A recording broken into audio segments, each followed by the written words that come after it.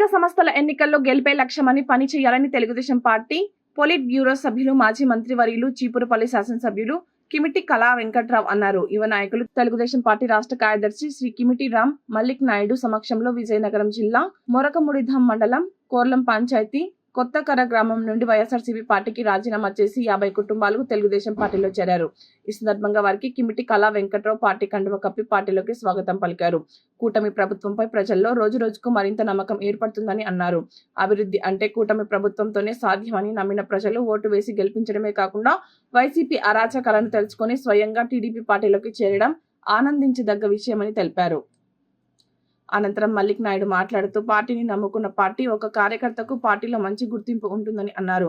సుముచిత స్థానం కల్పిస్తామని అందరూ కలిసికట్టుగా పనిచేసి స్థానిక సంస్థల ఎన్నికల్లో గెలిపే లక్ష్యంగా పని చేయాలని పిలుపునిచ్చారు. ఈ కార్యక్రమంలో కూటమి నాయకులు, కార్యకర్తలు తదితరులు పాల్గొన్నారు.